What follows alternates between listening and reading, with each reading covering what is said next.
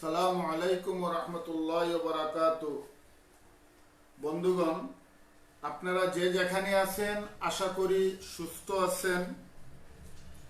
আপনাদের সুস্থতাই আমাদের কাম্য। আমরা এই করোনার ক্রান্তিকালে রমজানের দিনগুলো অতিবাহিত করতেছি। আশা করি সবাই ভালো রকম আল্লাহর ইবাদত করে যাচ্ছেন। আমাদের জন্য দোয়া করবেন, আমরাও আপনাদের জন্য দোয়া করতেছি। আজকে আমাদের আলোচ্য বিষয় বাংলাদেশের ত্রিধারার শিক্ষা ব্যবস্থা এবং জামিয়া সিদ্দিকিয়ার চিন্তা। আমার সাথে আলোচনায় আছেন জামিয়া সিদ্দিকিয়ার বর্তমান পরিচালক মুফতি মনসুর আহমদ। টাকার কথা ছিল সৈয়দপুর ফাজিল মাদ্রাসার প্রিন্সিপাল হাফিজ মাওলানা ডক্টর রেদওয়ান আহমদ, কিন্তু তার শাশুড়ির অসুস্থতার কারণে তিনি এখনো এসে উপস্থিত হতে পারেননি। তো আমরা প্রথমে বাংলাদেশের ত্রিধারার শিক্ষা ব্যবস্থা নিয়ে কথা বলবো। এরপরে আমরা বলবো জামিয়া সিদ্দিকিয়া আমরা কেন প্রতিষ্ঠা করেছিলাম এবং আমরা এটা কোন দিকে অগ্রসর হচ্ছে। আমরা জানি বাংলাদেশের শিক্ষা ব্যবস্থা বর্তমানে যেটা রয়েছে তিনটা ধারা। একটা হচ্ছে স্কুল কলেজ বিশ্ববিদ্যালয়, আরেকটি হচ্ছে আলিয়া মাদ্রাসা, আরেকটা হচ্ছে কওমি মাদ্রাসা। বাকি যেতগুলো রয়েছে মূলত এই তিনটার ভেতরেই রয়েছে প্রাইভেট গুলো। আমরা এই বাংলাদেশে সর্বপ্রথম শিক্ষার আলো যারা জাগিয়েছিলেন তারা ছিলেন বৌদ্ধ ধর্মের বিশ্বাসী, এবং এটা ধর্মীয় কারণে তারা এটা মূলত শুরু করেছিলেন। বৌদ্ধ ভিক্ষুরা অনুমানিক 982 খ্রিস্টাব্দের দিকে একজন বৌদ্ধ ভিক্ষুর জন্ম হয়েছিল। এরপরে তিনি 1000 খ্রিস্টাব্দের দিকে তিনি এই বাংলায় প্রথম শিক্ষা চালু করেছিলেন, যেটাকে আমরা পাল যুগ বলে থাকি। আমরা সবাই জানি বাংলা সাহিত্যের আদি যে চর্যাপদ, বাংলা সাহিত্যের যে লিখিত নিদর্শন পাওয়া গেছে সেটা হচ্ছে চর্যাপদ। চর্যাপদও সেই বৌদ্ধদের ধর্ম গ্রন্থ বা ধর্ম প্রচারের জন্য তারা করেছিলেন। সেটা আবিষ্কার হওয়ার পরে আমরা এখানে বাংলা ভাষার লিখিত রূপ পেয়েছি। তেমনিভাবে এই অঞ্চলে এখনো যে আমরা শিক্ষার প্রথম যে ধাপটা দেখি সেটা হচ্ছে পাল যুগের শিক্ষা, এবং এটা ধর্মীয় শিক্ষা ছিল। পাল যুগের পরে এই অঞ্চলে শিক্ষার ব্যবস্থা যেটা টুল সিস্টেম শিক্ষা যেটা ছিল সেটা ছিল সেন যুগে, এবং সেনরা সর্বপ্রথম এখানে তাদের ধর্মীয় কারণে ব্রাহ্মণরা শুধু ব্রাহ্মণ ছেলেদের জন্য তারা টুল শিক্ষার ব্যবস্থা করেছিলেন, ব্রাহ্মণ ছেলেদের জন্য। এরপরে সেন যুগের পরে এখানে মুসলিম যুগ আসে। 13 শতকের দিকে এখানে মুসলমানরা আসেন এবং মুসলমানরা এখানে শিক্ষাকে ব্যাপক করেন। 14 শতকে ঢাকার সোনারগাঁওয়ে সর্বপ্রথম একটি মাদ্রাসা প্রতিষ্ঠিত হয়, এবং 15 শতকে মক্তব সিস্টেম, বিভিন্ন জায়গায় মসজিদ প্রতিষ্ঠিত হয় এবং মসজিদগুলো কেন্দ্রিক মক্তব প্রতিষ্ঠিত হয়। এবং সেই সময় মক্তবে হিন্দু ছেলেরাও লেখাপড়া করতে পারত, এবং অনেক মানুষ তখন মক্তবে বা মাদ্রাসায় লেখাপড়া করেছেন। আমরা জানি রাজা রামমোহন রায় সহ রবীন্দ্রনাথ ঠাকুরের পরিবার তারা অনেকই মাদ্রাসার ছাত্র ছিলেন। এরপরে আসে ইংরেজ যুগ। ইংরেজ যুগে আমাদের এই অঞ্চলে শিক্ষা সর্বপ্রথম 1731 খ্রিস্টাব্দে society for the promotion of the খ্রিস্টান নলেজ সংস্থা ইংলিশ লেখাপড়া শুরু করে তাদের খ্রিস্টান মিশনারিদের কাজের স্বার্থে, এবং তারা এই মূলত খ্রিস্টান নলেজ এখানে তারা প্রমোট করে। এরপরে আমরা জানি 1757 খ্রিস্টাব্দে পলাশীর আমবাগানে নবাব সিরাজউদ্দৌলা পরাজিত হলেন, এবং সেখানে মুসলমানরা পরাজিত হলো, ভারতবর্ষ বাংলাদেশ পরাজিত হলো, আমরা স্বাধীনতা হারিয়ে ফেললাম। এই স্বাধীনতা হারানোর পরে এরপরে গিয়ে আমাদের তখন উইলিয়াম হান্টার লিখেছেন তার দ্য ইন্ডিয়ানস মুসলিম গ্রন্থের ভেতরে প্রায় 8,000 মুসলিম শিক্ষা প্রতিষ্ঠান ব্রিটিশরা বন্ধ করেছিল। মুসলিম শিক্ষার জন্য যে ওয়াকফ সম্পত্তিগুলো ছিল সেগুলো ব্রিটিশরা বাজেয়াপ্ত করে, এবং সবচেয়ে বড় যে ওয়াকফ স্টেট ছিল সেটা ছিল হাজী মহসিনের ওয়াকফ স্টেট, যেটা মুসলমানদের বা এই অঞ্চলের শিক্ষায় উন্নয়নের জন্য হাজী মহসিন তার সম্পত্তি ওয়াকফ করে দিয়েছিলেন। এবং 1831 খ্রিস্টাব্দের হিসাব অনুযায়ী হাজী মহসিনের সম্পত্তি তৎকালীন সময় ছিল প্রায় 7.5 লাখ টাকা নগদ। তৎকালীন সময় 7.5 লাখ টাকা অনেক বেশি, যখন 1 টাকা 2 টাকা জমিনের কি আর ছিল। এরপরে হাজী মহসিনের এই সম্পত্তিকে কি করলো ইংরেজরা, তারা হুগলি কলেজ যখন প্রতিষ্ঠিত করে 1838 খ্রিস্টাব্দে, তখন তারা ওই ওয়াকফ স্টেটের টাকাগুলো হুগলি কলেজের দিকে নিয়ে যায়, যেটা তারা ইংরেজরা তাদের শিক্ষার জন্য, তারা ইংরেজি শিক্ষার জন্য তারা এটা করে। 1731 থেকে 1757 পর্যন্ত এই সময়ের মধ্যে ইংরেজরা যে শিক্ষা চালু রেখেছিল, এখান থেকে তারা মোটামুটি এদেশের স্বাধীনতাকে ধ্বংস করার জন্য একদল মানুষকে তৈরি করে ফেলে। এরপরে 1757 থেকে 1837 পর্যন্ত সময়ে তারা কি করে পুরা ভারতবর্ষে তারা তাদের প্রশাসন চালানোর মতো লোক তৈরি করে ফেলে। তখন তারা বিভিন্ন শিক্ষা প্রতিষ্ঠান, বিশেষ করে তারা ওই উইলিয়াম কলেজ সহ বিভিন্ন শিক্ষা প্রতিষ্ঠান গড়ে তুলে, এবং তারা মোটামুটি একটা অবস্থান তৈরি করে ফেলে প্রশাসনিক কার্যালয়গুলো চালানোর জন্য। মাত্র 75 বছরের ভেতরে এটা ডব্লিউ হান্টার তার গ্রন্থের মধ্যে স্বীকার করেছেন যে 75 বছরে মোটামুটি আমরা, মানে তিনি তার কথা বলতেছেন, তিনি ইংরেজ একজন প্রশাসকও ছিলেন আবার ঐতিহাসিকও ছিলেন। তিনি বলতেছেন আমরা 75 বছরে মোটামুটি আমরা এমন অবস্থানে পৌঁছে যাই যে আমরা আমাদের লোক দিয়ে, মানে আমাদের ইংরেজি শিক্ষায় শিক্ষিত লোক দিয়ে প্রশাসন চালাতে পারবো, এই যোগ্যতা অর্জন করে ফেলি। তখন তারা এসে 1837 খ্রিস্টাব্দে 1837 খ্রিস্টাব্দে তারা ঘোষণা করেন সরকারিভাবে আর ফার্সি ভাষা চলবে না, এখন থেকে ইংরেজি ভাষায় প্রশাসন চলবে। এবং তারা মোটামুটি এই সময় বেশিরভাগ যখন ফার্সি ভাষা বন্ধ হয়ে যায়, তখন গিয়ে ইংরেজি শিক্ষায় শিক্ষিতরা, যেহেতু বেশিরভাগ মুসলমান ছিলেন, হিন্দুরা ছিলেন, মুসলমানরা তখন ঘোষণা করেছিলেন যে তারা ইংরেজি শিখবেন না, কারণ হচ্ছে ইংরেজি হচ্ছে শত্রুর ভাষা। এবং এখানে একটা আন্দোলন ছিল, ইংরেজি না শেখার বিদ্রোহ ছিল, এখানে স্বাধীনতা আন্দোলনের জন্য একটা স্পিরিট ছিল, এটা যে আমরা ইংরেজি শিখবো না। যেরকম আমরা 1952 পরে এবং 71 পরে আমাদের একটা প্রতিজ্ঞা ছিল আমরা উর্দু শিখবো না।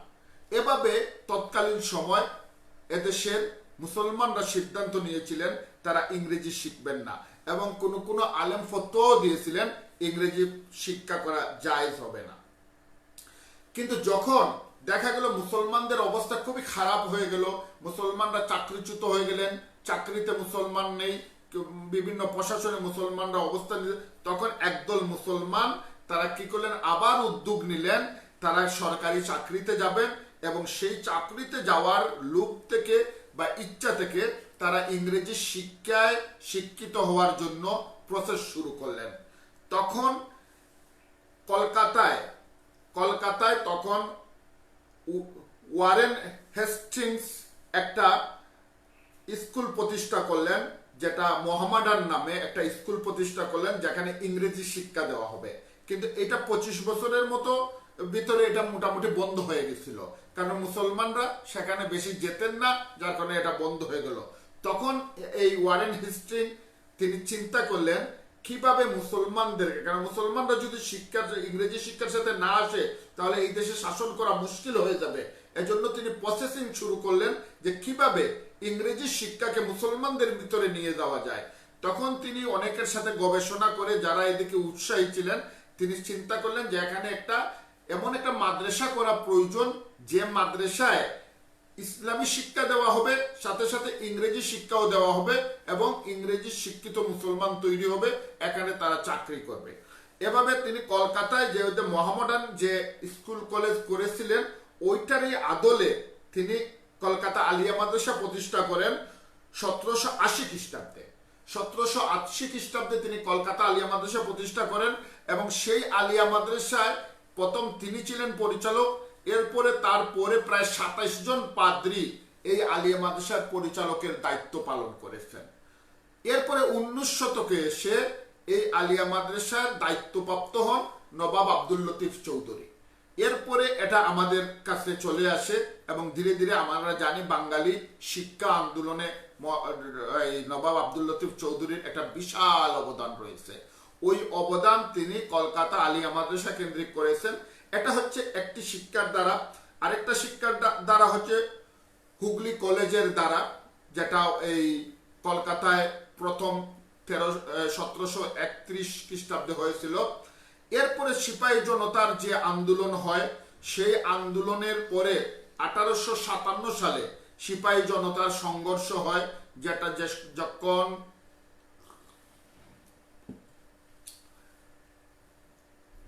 মুঘল সম্রাট বাহাদুর শাহ জাফর তখন ক্ষমতায় ছিলেন, শেষ মুঘল সম্রাট তিনি। তখন কলকাতায় একটা এই সিপাহী জনতার সংঘর্ষের পরে আসলে এখানে পরাজয় ঘটে। বিশ্বাসঘাতকতা করার কারণে এই অঞ্চলের মানুষের পরাজয় ঘটে এবং এই পরাজয়ের পরে একটা বিশাল দোষ নেমে আসে। যেভাবে দোষ নেমে এসেছে করোনা ভাইরাস কালে এই পুরা পৃথিবীতে, তেমনি ভাবে সিপাহী জনতার আন্দোলনের পরাজয়ের পরে গোটা ভারতবর্ষে এই ভারতীয় স্বাধীনতা আন্দোলনের মধ্যে একটা বিরাট দোষ আছে এবং একটা বিশাল সমস্যা তৈরি হয়। অতঃপর এরপরে এখানের আলেম সমাজ চিন্তা করলেন যে এখানে শিক্ষা প্রতিষ্ঠান বন্ধ, হাজার হাজার আলেমদেরকে হত্যা করা হয়েছে। এরপরে মাহমুদুল হাসান, শেখুল হিন্দ মাহমুদুল হাসান মাল্টার জেলে বন্দী হয়েছেন, আলেমদেরকে অসংখ্য জুলুম নির্যাতন করা হয়েছে, মাদ্রাসাগুলা বন্ধ হয়ে গেছে, ওয়াকফ স্ট্রিট যেগুলা ছিল অর্থনৈতিক এগুলা সব বন্ধ হয়ে গেছে। এরপরে মৌলানা কাসেম নানতবি এবং কিছু আলেম দেওবন্দে তারা 1867 খ্রিস্টাব্দে দারুল উলুম দেওবন্দ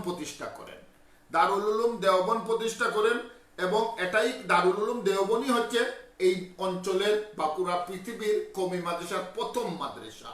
দারুল উলুম দেওবন্দের অতীত ইতিহাস হচ্ছে শাহ অলিউল্লাহ মুহাদ্দিসে দেহলভী রহমতুল্লাহ আলাইহির যে 17 শতকে যে শিক্ষা আন্দোলন ছিল, যে সংস্কার আন্দোলন ছিল এবং 17 শতকে দেখেন 17 শতক ছিল অত্যন্ত গুরুত্বপূর্ণ। শাহ ওলিউল্লাহর এই আন্দোলন, শাহ ওলিউল্লাহর বিশেষ করে হুজ্জাতুল্লাহিল বালিগা যে বই, এখানের মধ্যে তিনি রাষ্ট্রচিন্তা, ধর্মচিন্তা, এরপরে রাজনীতি, অর্থনীতি, সমাজনীতি বিভিন্ন বিষয়ে আলোচনা করেছেন তার এই বইয়ের মধ্যে। এরপরে শাহ ওলিউল্লাহর পরে পৃথিবীতে অনেকগুলা রাজনৈতিক চিন্তার জন্ম হয়েছে, যেমন ফার্সি বিপ্লব শাহ ওলিউল্লাহর অর্ধ শতাব্দী পরে হয়েছে, কার্ল মার্কসের জন্ম 100 বছর পরে হয়েছে। এরপরে মনে করেন এই যে ইউরোপীয় শিল্প বিপ্লব প্রায় 40 বছর পরে হয়েছে। শাহ ওলিউল্লাহ এরও আগে তিনি যে চিন্তা দিয়ে গেছিলেন ওই চিন্তা তার ছেলে আব্দুল আজিজ, এরপরে শাহ ইসহাক হয়ে মৌলানা কাসেম নানতবি পর্যন্ত এসে দারুল উলুম দেওবন্দে ঠেকেছে। এদিকে গেল দারুল উলুম দেওবন্দ। অন্যদিকে মুসলমানদের ভেতরে ইংরেজি শিক্ষার যে চিন্তা ভাবনা শুরু হয়েছিল, ওই ভাবনা থেকে স্যার সৈয়দ আহমদ খান তিনি 1875 খ্রিস্টাব্দে তিনি আলিগড় বিশ্ববিদ্যালয় প্রতিষ্ঠা করেন এবং তিনি অনেকটা ক্যামব্রিজ এর আদলে করতে চেয়েছিলেন। তিনি মোহামেডান অ্যাংলো ওরিয়েন্টাল স্কুল নামে তিনি সর্বপ্রথম শুরু করেছিলেন দারুল উলুম দেওবন্দের পরে। এরপরে দারুল উলুম দেওবন্দ এবং আলিগড়ের দুটাকে মধ্যখানে এনে দারুন নদওয়ার জন্ম হয়েছিল ভারতে। এই দারুন নদওয়া সলমান নদভী, শিবলি নোমানি প্রমুখ, তারা এখানে এই দারুন নদুয়া থেকে অসংখ্য লেখকের জন্ম হয়েছে। মৌলানা আবুল কালাম আজাদ, এরপরে শিবলি নোমানি, সালমান নদভী প্রমুখ। এই হচ্ছে ভারতবর্ষে কওমি মাদ্রাসা, স্কুল এবং আলিয়া মাদ্রাসার উৎপত্তি। স্বাধীনতার পরে আমরা প্রথম স্বাধীন হলাম 1947 খ্রিস্টাব্দে, ভারত স্বাধীন হলো। ভারত স্বাধীনতার একদিন পরে হলো পাকিস্তান স্বাধীন। ভারত এবং পাকিস্তান দুইটাই স্বাধীনতার পরে তাদের শিক্ষায় ব্যাপক একটা সংস্কার করেছে। বিশেষ করে ভারতের সংস্কারটা গুরুত্বপূর্ণ। সেখানে মৌলানা আবুল কালাম আজাদ শিক্ষামন্ত্রী ছিলেন 1947-এর পরে, স্বাধীনতার পরে প্রথম শিক্ষামন্ত্রী ভারতের মৌলানা আবুল কালাম আজাদ। এই মৌলানা আবুল কালাম আজাদ এমন পদ্ধতিতে শিক্ষা ভারতের করেছিলেন যেখানে মাদ্রাসা, স্কুল সবকিছুই একটা গুরুত্ব পেয়েছিল। পাকিস্তানে এসেও পাকিস্তানে অনেকটা গুরুত্ব দেওয়া হয়েছে কওমি মাদ্রাসাগুলোকে, কিন্তু দুঃখজনক হলেও সত্য, বাংলাদেশে স্বাধীনতার পরে 71 আমরা স্বাধীন হলাম। স্বাধীনতার পরে বিভিন্ন কারণে এখানে বামপন্থীদেরও কিছু ভূমিকা রয়েছে, আবার ইসলামপন্থী যারা রাজাকার আলবদর আল শামস ছিলেন তাদেরও একটা ভূমিকা রয়েছে। বিভিন্ন কারণে এখানে কওমি মাদ্রাসাগুলো কি হয়েছে, কোনো স্বীকৃতি পায়নি, এবং এই স্বীকৃতির জন্য দীর্ঘ আন্দোলন হয়েছে। এখানে শেখুল হাদিস মৌলানা আজিজুল হক অনশন করেছেন, কিন্তু তারপরেও স্বীকৃতি মিলেনি। তিনি নিজে সরকারে দেখেও তিনি পারেননি এই স্বীকৃতি নিয়ে আসতে। 2019 সালে এসে বর্তমান সরকার টাইটেল জমাতের সার্টিফিকেটের স্বীকৃতি দিয়েছে এবং সরকারিভাবে কওমি মাদ্রাসার সনদের একটা গুরুত্ব পেতে যাচ্ছে বা পেয়েছে, বা এটার একটা প্রসেসিং চলতেছে, এবং সরকারিভাবে অনেক অনুদানও এখন দেওয়া হচ্ছে। আমরা যখন মাদ্রাসায় পড়ি তখন আমাদের মাথায় একটা কথা প্রায় সময় শুনতাম, যে সবাই বলেন যে কওমি মাদ্রাসাগুলোকে ডেভেলপ করা প্রয়োজন, কওমি মাদ্রাসাগুলোর ভেতরে ইংরেজি শিক্ষা, বাংলা শিক্ষা এগুলা ডেভেলপ করা প্রয়োজন। এগুলা নানা কথা শুনতাম। শুনতে আমাদের অনেকেরই ভিতরে একটু কাজ করতে থাকে। আমরা প্রায় অনেক ভাবতে এক সময় আমরা কিছু বন্ধু আমরা প্রায় সময় কথা বলতাম যে কিভাবে কওমি মাদ্রাসা কি করা যায়, এই সেই অনেক কিছু। যখন আমরা কাজে নামলাম কওমি মাদ্রাসা নিয়ে, তখন দেখলাম এখানে নানা সমস্যা। প্রথম কওমি মাদ্রাসা কেন্দ্রিক আমরা দেখি যে পক্ষে বিপক্ষে দুটি গ্রুপ রয়েছে। একটা গ্রুপ আছে একবারে কওমি মাদ্রাসার বিরুদ্ধে, আরেকটা গ্রুপ হলো কওমি মাদ্রাসার পক্ষে এবং বিপক্ষের মধ্যে আবার 3টা ভাগে বিভক্ত আছে মানুষ। একটা ভাগ হচ্ছে কট্টরপন্থী, মানে এরা হচ্ছে পক্ষে যারা, এরা অত্যন্ত কট্টর পক্ষে, এবং এরা কোনো সংস্কার করবেন না, এরা কোনো পরিবর্তন করবেন না, যেমন আছে তেমন আকাবিরদের কথা নাম বলে তারা আর কোনো কাজ করতে চান না।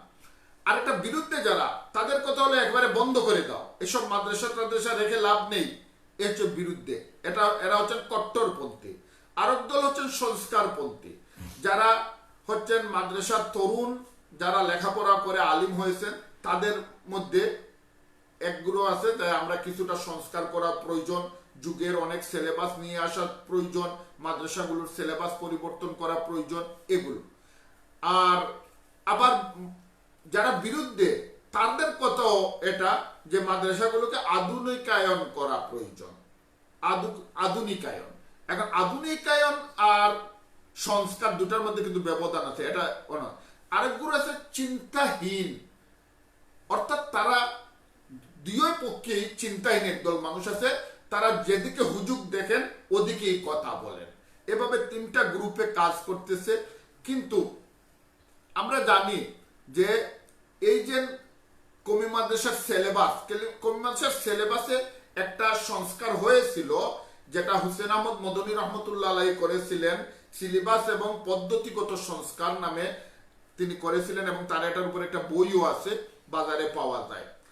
আমরা তখন এগুলো ভাবতেছি, তখন ভাবলাম যে আবুল হাসান আলী নদভী রহমতুল্লাহ আলাইহি একটা কথা একবার বলেছিলেন যে তোমরা যারা ইসলামী হুকুমতের কথা বলো তারা ইসলামী হুকুমত করবা, যে মানুষ কিভাবে বুঝবে ইসলামী হুকুমত করলে এই সুবিধা পাওয়া যায়। তোমরা প্রথমে একটা গ্রামকে মডেল তৈরি করো, ওই মডেলের ভেতরে তোমরা ইসলামী হুকুমত করো, ইসলামী হুকুমত করে মানুষকে দেখাও এইটি যে ইসলামী হুকুমত। আমাদের ভেতরে আসলো যে আমরা যে কওমি মাদ্রাসার পরিবর্তন চাচ্ছি, আমরা কি আমাদের কাছে কি পরিবর্তনের কোনো মডেল আছে? মডেল নেই। আমরা তখন চিন্তা করলাম যে একটা মডেল মাদ্রাসা করা প্রয়োজন, যে সংস্কারটা কিভাবে হবে।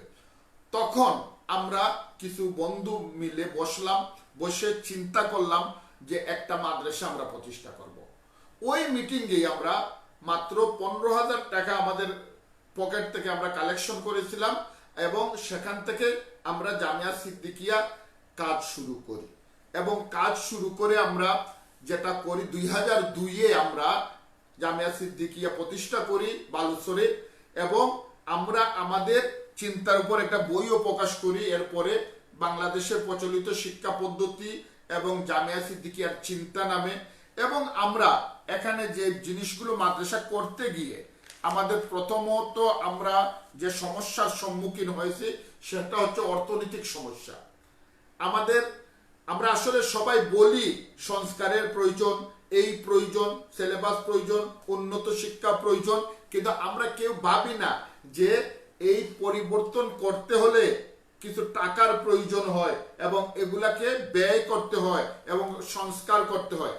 আমি এই জামিয়া সিদ্দিকিয়া প্রতিষ্ঠার পরে এই সংস্কার এবং উন্নয়ন এগুলা সব মাথায় রেখে বাংলাদেশের বিভিন্ন প্রতিষ্ঠানে গিয়েছি, স্কুল কলেজ মাদ্রাসার বিষয়ে আলোচনার মাধ্যমে তাদের ভিতরের খবর নেওয়ার চেষ্টা করেছি। সাথে সাথে ইংল্যান্ডের বিভিন্ন স্কুল অর্গানাইজেশনগুলোর সাথে, স্কুল কমিটির সাথে এবং স্কুলের ম্যানেজমেন্টের সাথেও আমি কথাবার্তা বলেছি। দেখেন, আমার অভিজ্ঞতা, ইংল্যান্ডের একটা প্রাইমারি স্কুলে আমি গিয়েছিলাম, তাদেরকে জিজ্ঞেস করেছিলাম যে আপনাদের ক্লাস 1-এর মধ্যে বছরে কত টাকা খরচ হয়। তখন আমাকে বলা হয়েছিল যে এখানে আমাদের 22,000 পাউন্ড ক্লাস 1-এর মধ্যে একটা বছরে আমাদের খরচ হয়। আপনি চিন্তা করে দেখেন, 22,000 পাউন্ড এর অর্থ হচ্ছে 22 লক্ষ টাকা। এখন একটা প্রতিষ্ঠানের ভেতরে যদি 22 লক্ষ টাকা একটা ক্লাসে খরচ হয়, তো 5টা ক্লাসে কত খরচ হয়? তাহলে কি তাদের সাথে উন্নয়নে আমাদের চিন্তা করে লাভ হবে? আমাদের কি অর্থনৈতিক অবস্থা এভাবে আছে? একমাত্র প্রাইভেট প্রতিষ্ঠান যদি করা হয় এবং প্রাইভেটলি যদি এইভাবে নেওয়া হয় এবং হাই রেট, যেটা বিভিন্ন স্কুলে আমাদের দেশে নেওয়া হয় ইংলিশ মিডিয়াম স্কুলগুলায়, তাহলেই সম্ভব একজন শিক্ষককে হাই রেটে বেতন দিয়ে নিয়ে আসা। এটা হচ্ছে অর্থনৈতিক সমস্যা। কওমি মাদ্রাসায় আরেকটা সমস্যা আমরা হাত দিয়ে দেখলাম, সেটা হচ্ছে সিলেবাসগত সমস্যা। গোটা বাংলাদেশের কওমি মাদ্রাসাগুলোতে কোনো কেন্দ্রীয় সিলেবাস নেই, কোনো কেন্দ্রীয় সিলেবাস নেই। এক এক বোর্ড এক একজন এক এক জায়গায় এক এক রকম, আবার এক এক মাদ্রাসা এক এক রকম, বোর্ডের ভিতরে থেকেও এক একজন এক এক সিলেবাস ব্যবহার করেন। এটা আমরা কোন সিলেবাস, তখন আমরা চিন্তা করলাম যেহেতু আমরা প্রচলিত শিক্ষা 3টা শিক্ষা ব্যবস্থাকে এক করব, আমরা সিদ্ধান্ত নিয়ে নিলাম যে বাংলাদেশে উচিত ছিল 71-এর স্বাধীনতার পরে এবং আমাদের পুরা জাতীয় শিক্ষা হবে 3টা সিলেবাসকে এক করে। আমি বিভিন্ন জায়গায় বলেছিলাম যে ইংল্যান্ডে গিয়ে দেখেন, ইংল্যান্ডেও মাদ্রাসাগুলায় জিসিএসসি পরীক্ষা দেওয়া হয়, আমরা এভাবে করতে পারি।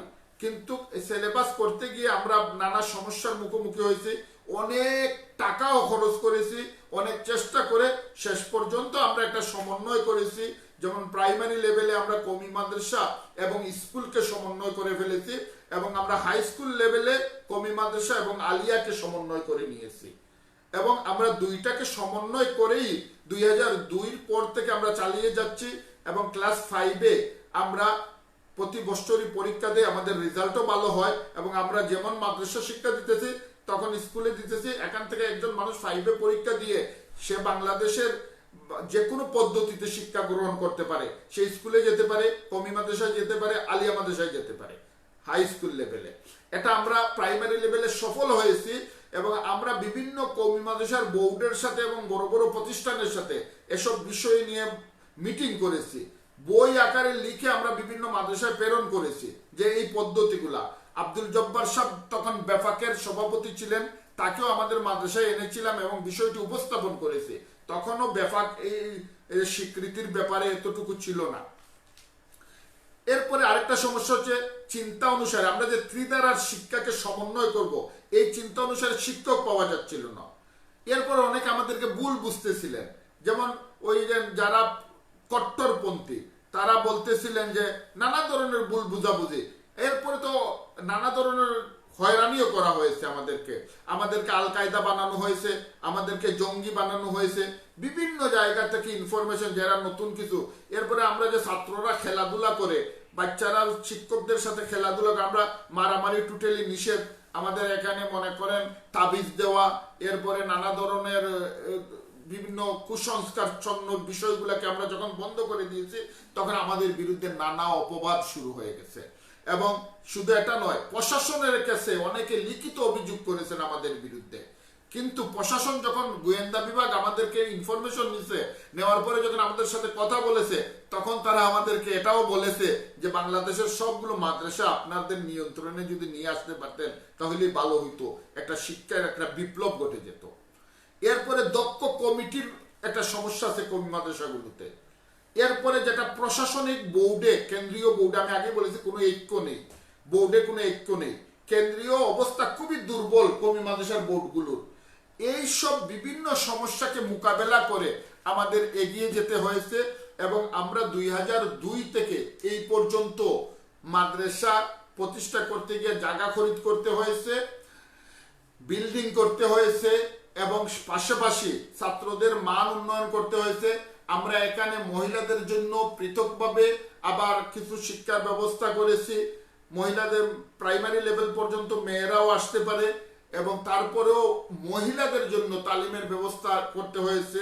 যেহেতু আমরা মাদ্রাসাগুলোতে আমাদের এখানে স্কুল কলেজ, সিলেটের সব বিশ্ববিদ্যালয় কলেজ থেকে ছাত্ররা প্রতি শুক্রবারে আছে এবং তারা এখানে এসে বসে গল্প করে এবং তাদেরকে নিয়ে নানা ধরনের বিভিন্ন ধরনের চিন্তামূলক প্রোগ্রাম হয়।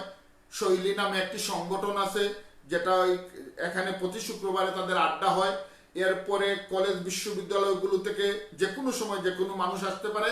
শুধু তাই নয়, এখানকে আমরা বেশ আগেই আমরা ঘোষণা করেছি কোনো হিন্দু ছাত্র যদি আমাদের জামিয়া সিদ্দিকিয়ায় পড়তে চায় আমরা তাকে সুযোগ দেব এবং ফ্রি পড়াবো।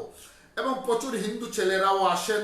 আমরা যে গত যে কয়েকদিন আগে আমি সাম্প্রদায়িক সম্প্রীতির উপর যে আলোচনাটা করেছিলাম, সেটা মূলত জামিয়া সিদ্দিকিয়াও পালন করে। আমরা এখানে যারা হিন্দু আসেন আমরা তাদের জন্য খাওয়ার ব্যবস্থা করি, খাওয়ার ব্যবস্থা করলে আমরা তাদেরকে গরু দেই না। এবং আমরা যেসব বিভিন্ন মাহফিল করি, মাহফিলগুলোয় অনেক হিন্দু ছেলেরা আসেন, আসলে পরে তাদের জন্য আমরা পৃথকভাবে খাদ্যেরও ব্যবস্থা করি। এইভাবে আমরা কাজ করতেছি। অনেক বড় বড় হিন্দু পণ্ডিতরাও এখানে এসেছেন এবং এরা এখানে অবস্থান নিয়েছেন। আমরা যেটা করতে চেয়েছি যে বাংলাদেশে একটা মডেল তৈরি করতে চেয়েছি। যদিও আমরা অর্থনৈতিক কারণে অনেকটা অগ্রসর হতে পারতেছি না। একদিকে শিক্ষকদের এই যে বেতন দিতে হয়, ছাত্রদেরও অনেকের খরচ দিতে হয়, এরপরে গরিব ছাত্র আছে, বেশিরভাগ মাদ্রাসাগুলোয় গরিব ছাত্র। এইভাবে আমরা বিগত দিনগুলো চালিয়ে যাচ্ছি এবং আশা করি, আমরা প্রথমে মনে করেছিলাম আমরা বন্ধ হয়ে যাব, খুব বেশি টিকতে পারবো না, কিন্তু আলহামদুলিল্লাহ বিগত প্রায় 18 বছর হয়ে গেছে আমাদের। 18 বছরে আমরা মোটামুটি একটা আত্মবিশ্বাস এসেছে যে আমরা দাঁড়িয়ে থাকতে পারবো। কিন্তু দাঁড়ানোটা তো আর মডেল হিসাবে সবাইকে দেখানো যায় না। আমরা অসংখ্য শিক্ষক প্রশিক্ষণ করেছি, এখানে অসংখ্য শিক্ষক প্রশিক্ষণ হয়েছে এবং বাংলাদেশের বিভিন্ন জায়গা থেকে প্রশিক্ষক ট্রেইনারদেরকে এনে আমরা শিক্ষা দিয়েছি এবং সরকারি অনেক প্রশিক্ষককেও নিয়ে এসেছি। এবং আমরা চেষ্টা করেছি আমরা মাদ্রাসার হিসাবের ব্যাপারেও একটা ট্রেনিং এর ব্যবস্থা করি। এখন কোনো মাদ্রাসা যদি আমাদের কাছে আসেন আমরা তাদেরকে এগুলা দেখিয়ে দেই যে কিভাবে মাসিক হিসাব রাখতে হয়, কিভাবে প্রতিদিনের হিসাব রাখতে হয়, এবং এটা আমাদের মাদ্রাসায় যে কোনো মানুষ এসে দেখতে পারেন। এবং পাশাপাশি আমাদের এডুকেশন সিস্টেমটাও, যে এখানে তো বলা যাবে না, সময় তোটুকু নাই, আমাদের যদি কেউ দেখতে চান এবং প্রয়োজনে তার মাদ্রাসায় গিয়ে আমরা তাকে এটা প্রশিক্ষণ দিতে পারবো এবং কিভাবে উন্নত করা যায় ইংলিশে, অঙ্কে, আরবিতে, এবং জাতীয় সিলেবাস এবং মাদ্রাসা সিলেবাসকে কিভাবে সমন্বয় করা যায় যাই হোক, আমি তো অনেকক্ষণ বললাম আপনাদেরকে। আমার সাথে আছেন মাদ্রাসার বর্তমান পরিচালক মুফতি মনসুর আহমদ। আমি তাকে বলবো যে বর্তমান অবস্থা সম্পর্কে তিনি কিছু কথা বলবেন। আলহামদুলিল্লাহ ওয়াসসালাতু ওয়াসসালামু আলা রাসূলিল্লাহ আম্মা বাদ ফাআউযু বিল্লাহি মিনাশ শাইতানির রাজীম বিসমিল্লাহির রহমানির রহিম وعلم آدم الأسماء كلها وقال تعالى وعلمناه صنعة لبوس لكم لتحسنكم من بأسكم صدق الله العظيم। সম্মানিত ভাই বোনেরা, সবাইকে আন্তরিক অভিনন্দন জানাচ্ছি এবং দোয়া করি আল্লাহ তাআলা যেন আমাদের সবাইকে বর্তমান করোনা ভাইরাস থেকে হেফাজত করেন এবং মুক্তি দান করেন।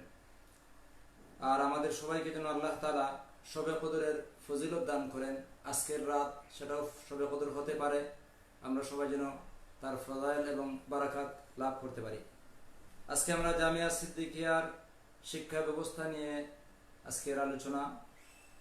তো মূলত বাংলাদেশে প্রচলিত মৌলিকভাবে তিনটি ধারা রয়েছে: কওমি মাদ্রাসা, আলিয়া মাদ্রাসা এবং সরকারি স্কুল কলেজ। তো এই তিনটি ধারার মধ্যে জামিয়া সিদ্দিকিয়া আবার নতুন করে কেন একটি শিক্ষা প্রতিষ্ঠান করলো, এর উদ্দেশ্য কি? এর আগে আমি বলবো যে বর্তমান বিশ্বের বিখ্যাত আলেম আল্লামা তাকি উসমানী সাহেব, ওনার আব্বা সম্পর্কে উনি একটি বক্তব্য বলছিলেন যে ওনার আব্বা 1950 খ্রিস্টাব্দ সনে একটি সভায় তিনি বলেছিলেন যে যখন নাকি পাকিস্তান স্বাধীন হয় তখন ভারতবর্ষে 3 ধারার শিক্ষা ব্যবস্থা চালু ছিল। একটা হচ্ছে আলিগড় বিশ্ববিদ্যালয়ের শিক্ষা ব্যবস্থা, আরেকটা হচ্ছে দারুল উলুম দেওবন্দের শিক্ষা ব্যবস্থা, আরেকটি হচ্ছে নদওয়াতুল উলামা লখনউয়ের শিক্ষা ব্যবস্থা। কিন্তু তিনি বললেন যে আমরা যখন পাকিস্তান করলাম, এরপরে আমাদের এই 3 ধারার শিক্ষা ব্যবস্থার কোনো একটির প্রয়োজন নেই, আমাদেরকে নতুন করে একটি শিক্ষা ব্যবস্থা তৈরি করতে হবে, পাকিস্তানের মাটি এবং মানুষের সাথে মিলিয়ে তাদের সাথে তাদের অনুপাতে একটি শিক্ষা ব্যবস্থা আমাদেরকে চালু করতে হবে। মূলত ওনার বক্তব্য, ওনার মেসেজ ছিল যে মুসলমানদের জন্য এমন একটি শিক্ষা ব্যবস্থার প্রয়োজন যে শিক্ষা ব্যবস্থার মাধ্যমে একজন মুসলিম সন্তান তার ঈমান ইসলামের মৌলিক বিষয়গুলো শেখার পাশাপাশি তার পরবর্তীতে প্রথমে সে ঈমান ইসলাম শিখবে, তার আকীদা, তার মৌলিক যে বিষয়গুলো আছে সেগুলো মজবুত হবে, ঠিক হবে। তারপরে সে যে কোনো লাইনে যেতে পারে, মানুষের কল্যাণে যে সকল শিক্ষা দরকার, যেটা তার ভালো লাগে সেদিকে সে অগ্রসর হতে পারে। সে যদি চায় ইসলামের লাইনে বড় মুহাদ্দিস হতে, বড় স্কলার হতে, বড় মুফতি হতে, সেটাও পারবে। সে যদি চায় একজন ডাক্তার হতে, সেটাও পারবে। সে যদি চায় একজন বড় ইঞ্জিনিয়ার হতে, সেটাও পারবে। সে যদি চায় বড় বিজ্ঞানী হতে, সেটাও পারবে। এর আগে আমি আরেকটি কথা বলবো যে ইসলামের দৃষ্টিতে শিক্ষার ক্ষেত্রে কোনো বাধা নেই। ইসলাম যত প্রকার শিক্ষা আছে সমস্ত শিক্ষাকে গুরুত্ব দিয়েছে। যে আমি যে আয়াত পড়েছি প্রথমে, আল্লাহ তাআলা বলেছেন ওয়াল্লামা আদামাল আসমাআ কুল্লাহা। আল্লাহ তাআলা হযরত আদম আলাইহিস সালামকে পৃথিবীর যাবতীয় বস্তুসমূহের নাম শিক্ষা দিয়েছেন। তাফসীরের কিতাবে লেখা আছে যে নাম শিক্ষার পাশাপাশি উনি সমস্ত সকল বস্তুর বৈশিষ্ট্য আল্লাহ তাআলা শিখিয়ে দিয়েছিলেন। তেমনি ভাবে আল্লাহ তাআলা দাউদ আলাইহিস সালামকে বলেছেন ওয়াল্লামনাহু সুনআতা লাবুসিল লাকুম লিতুহসিনাকুম মিন বাসিকুম। আমি দাউদকে লাবুস, যুদ্ধের পোশাক বানানোর শিক্ষা দিয়েছিলাম যাতে তোমাদেরকে সে রক্ষা করতে পারে। তো দাউদ আলাইহিস সালাম একজন নবী হয়ে যুদ্ধের পোশাক বানাতেন এবং তিনি তা থেকে জীবিকা নির্বাহ করতেন। জাকারিয়া আলাইহিস সালাম তিনি মিস্ত্রি ছিলেন। এইভাবে অনেক নবী রাসূল দেখা যায় তারা দুনিয়ার বিভিন্ন কাজ করছেন। সুতরাং এই যে কাজকর্ম, এগুলো কোনো অবৈধ কিছু নয় এবং এগুলোর মধ্যে এগুলো প্রশংসিত। এমনকি এক পর্যায়ে কিতাবের মধ্যে আলোচনা এসেছে যে দুনিয়াবী শিক্ষা যেগুলো আছে, মেডিকেল শিক্ষা, বিজ্ঞানের শিক্ষা, এই সমস্ত শিক্ষা মুসলমানদের জন্য এক পর্যায়ে ফরজে কিফায়া। কারণ হচ্ছে আপনি যদি একটা ইসলামী রাষ্ট্রের স্বপ্ন দেখেন, একটি ইসলামী সমাজ গড়তে চান, তাহলে আপনাকে অবশ্যই এই সমস্ত দুনিয়াবী বিষয় আপনার জানা থাকতে হবে। না থাকলে আপনি কিভাবে এটা প্রতিষ্ঠা করবেন? সুতরাং যেই বিষয় না জানলে কোনো বিষয় প্রতিষ্ঠা করা সম্ভব নয়, সেটাও তো ফরজ। ফরজের ভূমিকা সেটাও ফরজ হয়। আপনি যদি বলেন ইসলামী রাষ্ট্র প্রতিষ্ঠা করা ফরজ, তাহলে এর আগে ইসলামী রাষ্ট্রের জন্য যতগুলো বিভাগ প্রয়োজন সেগুলোতে দক্ষতা অর্জন করাও ফরজ। এই জন্য জামিয়া সিদ্দিকিয়ার যে শিক্ষা ব্যবস্থা মূলত এখানে আলোচনা করেছেন বিশিষ্ট কবি গবেষক জামিয়া সিদ্দিকিয়ার প্রতিষ্ঠাতা, তিনি আলোচনা করেছেন। আমি তার বইটিও আজকে পড়েছি, এটা বাংলাদেশের প্রচলিত শিক্ষা পদ্ধতি এবং জামিয়া সিদ্দিকিয়ার চিন্তা। এখানে উল্লেখ হয়েছে যে জামিয়া সিদ্দিকিয়ার যে চিন্তা, এটা হচ্ছে এমন কিছু ব্যক্তি এখানে তৈরি করা হবে যেই ব্যক্তি যারা নাকি বাংলাদেশের যে কোনো ক্ষেত্রে কাজ করতে পারবে, যে কোনো ক্ষেত্রে সে ভূমিকা রাখতে পারবে, মানুষের সেবা দিতে পারবে, সাথে সাথে তার অন্তরে আকাবির আসলাফ তথা পূর্বসূরি আলেম ওলামা যারা ছিলেন তাদের চিন্তা তার পক্ষে লালন করবে, সেগুলো ধারণ করে সে সব জায়গায় কাজ করবে। তাদের চিন্তা চেতনা কি এখানে উল্লেখ করা হয়েছে যে সে আল্লাহর হক, আল্লাহর অধিকার, নিজের অধিকার এবং সৃষ্ট জীবের অধিকার, এই তিনটি অধিকার সে জেনে বুঝে তারপরে সে সচেতন থেকে জাতিকে নেতৃত্ব দিবে। এই হচ্ছে জামিয়া সিদ্দিকিয়ার শিক্ষার চিন্তা। এখানে জামিয়া সিদ্দিকিয়া কাজ করে যাচ্ছে। তো আলহামদুলিল্লাহ 2002 থেকে আজকের এই পর্যায়ে 2020-এ এসে আমরা জামিয়া সিদ্দিকিয়া বর্তমানে এখানে তিনটি বিভাগ রয়েছে। একটি হচ্ছে হিফজুল কোরআন বিভাগ, যেখান থেকে প্রতি বছরই আলহামদুলিল্লাহ হাফিজে কোরআন তৈরি হয়। এই বছরও আমাদের এখান থেকে 3 জন হাফিজ পরীক্ষার্থী ছিল, পরীক্ষা দিতে পারে নাই পরিস্থিতির কারণে। তারপরে আমাদের এখানে প্রাইমারি লেভেলও তো রয়েছে 5ম শ্রেণী পর্যন্ত। এখানে ছেলের মেয়েরা ইসলামী শিক্ষার পাশাপাশি জাতীয় শিক্ষা সিলেবাসের সবগুলো বই পড়ে। আমাদের গার্জিয়ানদের অনুভূতি হচ্ছে, তারা আক্ষেপ করেন যে আমার যেই ছেলেটাকে স্কুলে পড়লাম সে তো দেখা যায় কোরআন শরীফ রিডিং পড়তে পারে না, কোনো মাসের কিছু জানে না, কিন্তু এখানে দেখা যায় আমার যে ছেলেটা এখানে পড়লো 5 পর্যন্ত তার কোরআন শরীফ শুদ্ধ হয়ে গেছে, টুকটাক আরবি পারে, তারপরে ইসলামের অনেক বিষয় পারে, মাসলা মাসাইল, সাথে সাথে সে পরীক্ষায় ভালো রেজাল্ট করতেছে। এটা হচ্ছে গার্জিয়ানদের অনুভূতি। তারপরে প্রাইমারি শেষ করার পরে সে চলে যাবে যে স্কুল লেভেল যেটা আছে মাদ্রাসা, আলিয়া মাদ্রাসা এবং কইমাসের সিলেবাসের সমন্বয়। এখানে একটা ছেলে 8-এ পরীক্ষা দিবে, জেডিসি পরীক্ষা দিবে, তারপরে দাখিল পরীক্ষা দিবে। এই হচ্ছে আমাদের বর্তমান শিক্ষা ব্যবস্থা। এছাড়া আমাদের এখানে নিয়মিত কার্যক্রম রয়েছে, যেটা শিক্ষক প্রশিক্ষণ কোর্স, আমরা আলহামদুলিল্লাহ নিয়মিত করে যাচ্ছি। তারপরে রয়েছে এই স্কুল কলেজের ছেলেদের জন্য আমাদের একটি প্রশিক্ষণ হয় শুক্রবারে, যেখানে তারা এসে এখানে চিন্তার পাঠশালা নামে একটি আড্ডা হয়। সেখানে তাদের সাথে আমাদের একটা যোগাযোগ হয়, দুইটা প্ল্যাটফর্ম, স্কুল এবং মাদ্রাসা, আমরা একত্রিত হতে পারি এবং আমরা আমাদের প্রত্যেকের যে চিন্তাধারা এগুলো আমরা শেয়ার করতে পারি, একজন আরেকজনের চিন্তায় ঋদ্ধ হই। তাছাড়া আমরা মহিলাদের জন্য প্রতি সপ্তাহে মহিলা তালিম চালু করছি, চলতেছে 2 বছর যাবত। এইভাবে আমরা বহুমুখী শিক্ষা কার্যক্রম আমরা চালিয়ে যাচ্ছি আলহামদুলিল্লাহ। আমাদের যে টার্গেট, যে বাংলাদেশের, বিশেষ করে বাংলাদেশের সব ক্ষেত্রে যাতে আমাদের ছাত্ররা ভূমিকা রাখতে পারে, মানুষের সেবায় কাজ করতে পারে, সেই টার্গেট যেন পূরণ করতে পারি, এই সবার কাছে আমরা দোয়া চাই। আল্লাহ তাআলা আমাদেরকে তৌফিক দান করুন। আচ্ছা মুফতি সাহেব, আপনাকে একটা প্রশ্ন। আপনি মাদ্রাসার ভিতরে মহিলাদের তালিমের ব্যবস্থা করেন, এ ব্যাপারে শরীয়তের বক্তব্য কি একটু বলবেন কি? মহিলাদের যে তালিম আমরা ব্যবস্থা করি, এটা তো মহিলাদের পর্দার সাথে করি। তো রাসূলুল্লাহ সাল্লাল্লাহু আলাইহি ওয়াসাল্লাম তো মহিলাদের জন্য পৃথক ওয়াজ করতেন। হাদিস শরীফে আসছে যে আল্লাহ রাসূল সাল্লাল্লাহু আলাইহি ওয়াসাল্লাম মহিলাদের জন্য পৃথক আলাদা ওয়াজ করতেন।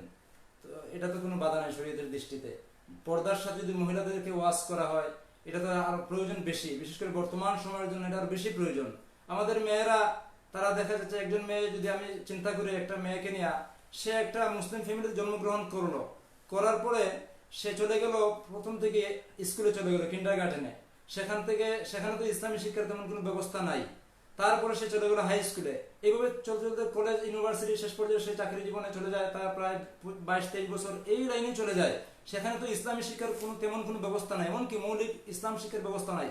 তার বাসায় যে শিখবে পুরোপুরি ইসলামটা, সেই সুযোগও নাই। বরং তার যে পরিবেশ, বাসার যে পরিবেশ, সেখানে যে আমাদের যে ডিশ এন্টিনা বা বিভিন্ন চ্যানেলগুলো, এগুলো তো ইসলামের বিরুদ্ধে বরং আরো প্রচার হয়।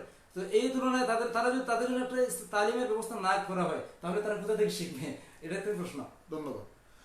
আমরা মুফতি সাহেবের কাছ থেকে আসলে একটা মসলা সুযোগে জেনে নিলাম আসলে বিভিন্ন মাদ্রাসা মসজিদে যদি মহিলাদের জন্য পৃথক ওয়াজ মহফিলের ব্যবস্থা করা যেত, তাহলে আমাদের দেশের মহিলারা ইসলাম সম্পর্কে আরো বেশি অবগত হতেন।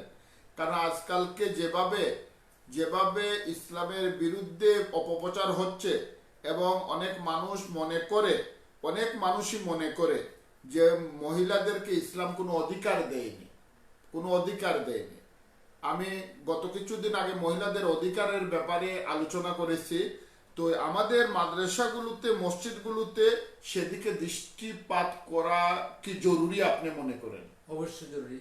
মহিলাদেরকে যদি আমরা দিক নির্দেশনা না দেই, তাদের যে আর্থিক যে খোরাক আছে তারা কোথায় পাবে? তারা তো তখন চলে যাবে অন্য কোথাও, তারা তখনই যাবে মাজারে যাবে তার আত্মার শান্তির জন্য। অথবা আপনি জানেন হয়তো অনেক মহিলা আছে যারা নাকি খ্রিস্টানদের চার্চে সেখানে যায়, মন্দিরেও যায়, কোনো মহিলা মাজারে যায়, গিয়ে সেজদা দিচ্ছে। কেন? আমরা উলামায়ে কেরাম তাদের সাথে যোগাযোগ কম, তারা সাহস করে না যে একটা মাসালা একজন আলিমকে আমি জিজ্ঞাসা করতে পারবো। কিন্তু রাসূলুল্লাহ সাল্লাল্লাহু আলাইহি ওয়াসাল্লামের কাছে তো মহিলারা মাসলা জিজ্ঞাসা করতেন, এবং হয়তো আয়েশা রাদিয়াল্লাহু আনহার কাছে প্রয়োজনীয় সাহাবায়ে কেরাম মাসলা জিজ্ঞাসা করছেন, কিন্তু তারা তো সাহস পায় না আমাদেরকে জিজ্ঞাসা। আমি যতটুকু ইমাম আবু হানিফা রহমতুল্লাহ আলাইহির জীবনী পড়েছি, দেখেছি যে অনেক মাসলা সরাসরি মহিলারা গিয়ে ইমাম আবু হানিফাকে জিজ্ঞেস করতেন। জি, এটা সত্যি কি? জি, জি। যাই হোক, আমরা জামিয়া সিদ্দিকিয়া সম্পর্কে আলোচনা করলাম, বাংলাদেশের ত্রিধারা শিক্ষা ব্যবস্থা নিয়ে আলোচনা করলাম, এবং আমি যেটা বলতে চাচ্ছি আজকে, যে আমাদের অনেকেই কওমি মাদ্রাসাগুলোকে সংস্কারের জন্য কওমি মাদ্রাসা নিয়ে নানা কথা বলেন। আমি প্রায় সময় বলি যে ভাই, ফার্মেসিতে শুটকি খুঁজতে যেয়েন না, ফার্মেসির মধ্যে শুটকি খুঁজতে যাইয়েন না। কওমি মাদ্রাসা প্রতিষ্ঠিত হয়েছে এদেশে কুরআন এবং সুন্নাহ শিখানোর জন্য। সেখানে আপনি ডাক্তার খুঁজতে যাইয়েন না, ডাক্তার খোঁজার জন্য আপনি নিজে একটা প্রতিষ্ঠান তৈরি করেন, এবং সেখানে ইসলামও শিক্ষা দেন, ডাক্তারও বানান। আমরা জামিয়া সিদ্দিকিয়া সেই চিন্তা থেকেই মূলত কাজ শুরু করেছিলাম, এবং আমরা হয়তো একদিন সফল হব, এখনো সফল হয়েছি সেই দাবি করব না, কিন্তু আমরা প্রাথমিক দিকে অগ্রসর হয়েছি সেটা বলতে পারি। জামিয়া সিদ্দিকিয়া বিশেষ করে আমরা যে জায়গা খরিদ করেছি বালুচরে, সেই জায়গা খরিদ করতে গিয়ে আমাদের প্রচুর পয়সা গিয়েছে, এবং আমাদের প্রতি মাসে কম হলেও 2 লক্ষ টাকা খরচ হয়, 2 থেকে 2.5 লক্ষ টাকা খরচ হয়। শিক্ষক বেতন, ছাত্রদের খানি কুরাক, এখানে মাদ্রাসায় ছাত্ররা বোর্ডিংয়ে থাকে, অনেক শিক্ষকরা বোর্ডিংয়ে থাকেন। আমরা সেখানে অনেক ছাত্রদেরকে, বেশিরভাগ অর্ধেক ছাত্রকেই ফ্রি দিতে হয়, এবং আমাদের অনেক ঘাটতি রয়েছে, অনেক ঋণ রয়েছে। ওইগুলোর মধ্য দিয়েও আমরা আমাদের এখানে অন্যান্য মাদ্রাসাগুলো শিক্ষকরা এই নিজেরা চাঁদা উঠান। আমাদের এখানে ছাত্র এবং শিক্ষক উভয়কেই আমরা চাঁদা উঠানো থেকে দূরে রাখার চেষ্টা করেছি, এবং চাঁদা উঠায় না আমাদের ছাত্ররা। কুরবানির ঈদের সময় বিভিন্ন মাদ্রাসার ছাত্ররা দুয়ারে দুয়ারে গিয়ে চামড়া উত্তোলন করে থাকেন। আমরা এখান থেকেও ছাত্রদেরকে ফিরিয়ে রেখেছি। এটা যতটুকু চাঁদা করি আমরা কমিটি করার চেষ্টা করি, আর অথবা কমিটির সাথে সংশ্লিষ্ট যেসব শিক্ষক আছেন শুধু তারাই চাঁদা উঠানোর জন্য চেষ্টা করেন। আমাদের ছাত্রদেরকে আমরা এই কাজে ব্যবহার করি না, এবং এটা আমরা পছন্দ করি না। এরপরে আমাদের আরেকটা পদ্ধতি আছে, এটা আপনাদেরকে বলে রাখি। যেমন আমরা বিভিন্ন মাদ্রাসায়, আমি ইনফরমেশনটা এর জন্য দিতে চাচ্ছি অন্যান্য মাদ্রাসাগুলো যাতে এটা ফলো করেন। যেমন আমরা যে জাকাত আনি মাদ্রাসার ভেতরে, আমরা যে জাকাতটা নিয়ে আসি, ওই জাকাতটা অনেক মাদ্রাসায় শরীয়তের বিধান মতো এটাকে ব্যবহার করা হচ্ছে না। যেমন আমরা এই জাকাতটা মাদ্রাসা গ্রহণ করতেছি, কিন্তু জাকাত তো একজনকে মালিক বানাইয়া দিতে হয়। ওই মালিক বানাইয়া দিতে হয়।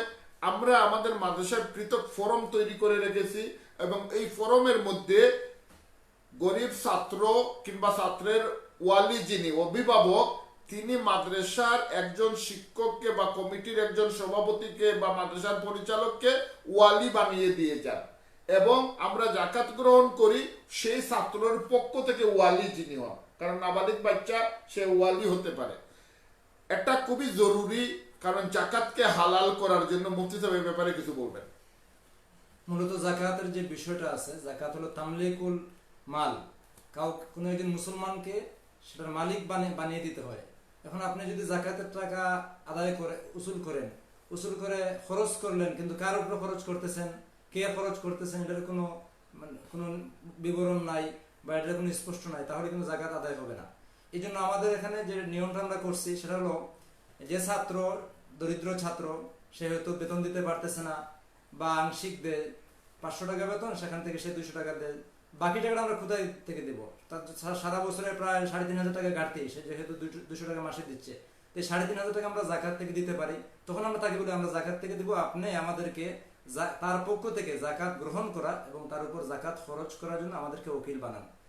তাহলে সে যদি এই ফর্মে দস্তখত করে, তাহলে আমরা সেখানে তার উপরে এই জাকাত খরচ করি এবং তার পক্ষ থেকে জাকাতটা উদ্ধার করি। এগুলো নিয়ম, আপনি একটা সিস্টেমে সেটা তার উপর খরচ করতে হবে।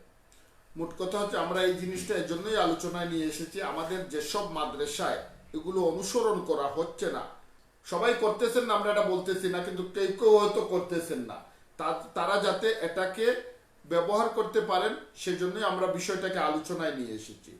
আমাদের একটা জিনিস খেয়াল রাখতে হবে, মাদ্রাসাগুলোতে আমরা যে কওমি মাদ্রাসাগুলো বিশেষ করে আমাদের এখানে যে ধারায় যে শিক্ষা প্রতিষ্ঠান প্রতিষ্ঠিত হয়েছে, হোক সেটা ফুডুলিয়াম কলেজের পদ্ধতিতে, হোক এটা কলকাতা আলিয়া মাদ্রাসার পদ্ধতিতে, কিংবা দারুল উলুম দেওবন্দের পদ্ধতিতে, আমরা স্বাধীনতার পর এসে আমরা একটি জনগোষ্ঠী হয়ে গিয়েছি এবং আমরা একই জনগোষ্ঠী। এবং যারা আজকে স্কুলে পড়তেছেন, যারা কলেজে পড়তেছেন, ইউনিভার্সিটিতে পড়তেছেন, কিংবা আলিয়া মাদ্রাসায় পড়তেছেন, কিংবা কওমি মাদ্রাসায় পড়তেছেন, আমাদের মধ্যে এগুলো নিয়ে কোনো ধরনের হীনমান্যতা থাকাটা উচিত না। আমাদের উচিত সবাই সংঘবদ্ধ হয়ে এবং এক জাতি হিসাবে আমাদের অবস্থান তৈরি করা।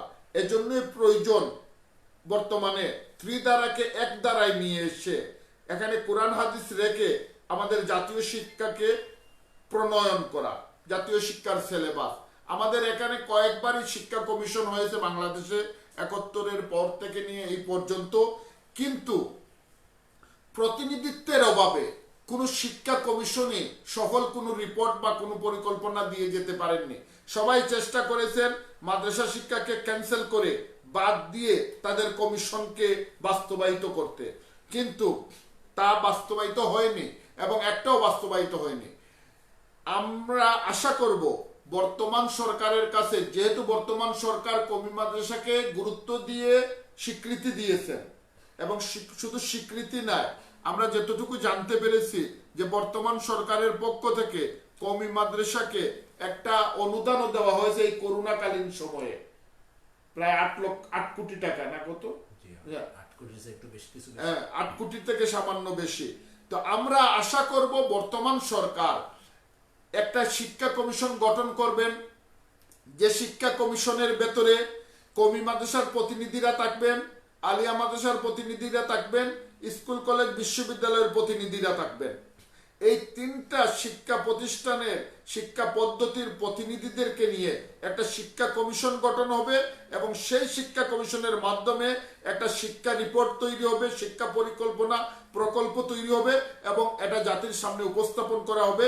যদি এটা করা সম্ভব হয়, তাহলে আমরা আশা করতে পারি আগামী দিনে আমাদের শিক্ষা ব্যবস্থা ত্রিধারার মধ্যে একটা সমন্বয় আসবে, এবং যখন শিক্ষার মধ্যে সমন্বয় আসবে তখন আমাদের জাতির চিন্তার মধ্যে একটা সমন্বয় আসবে, এবং আমাদের মধ্যে যে আজকে একজন পূর্ব দিকে চিন্তা করেন, আরেকজন পশ্চিম দিকে, আরেকজন মাটির দিকে, আরেকজন আকাশের দিকে, ওইসব বিভিন্নমুখী চিন্তাগুলো সমন্বয় হবে এবং সবার ভেতরে জ্ঞান, বুদ্ধি, কর্ম, প্রেমের সমন্বয় ঘটবে এবং সবার অন্তরের ভিতরে দয়া প্রতিষ্ঠিত হবে। আমরা আশা করব আপনারা যারা আমাদের বক্তব্য শুনতেছেন তাদের সবাইকে বলবো, যখন আসবেন সিলেটে তখন জামিয়া সিদ্দিকিয়া ভিজিট করে যাবেন, জামিয়া সিদ্দিকিয়া দেখে যাবেন, এবং আমরা আপনাদের সহযোগিতা কামনা করি।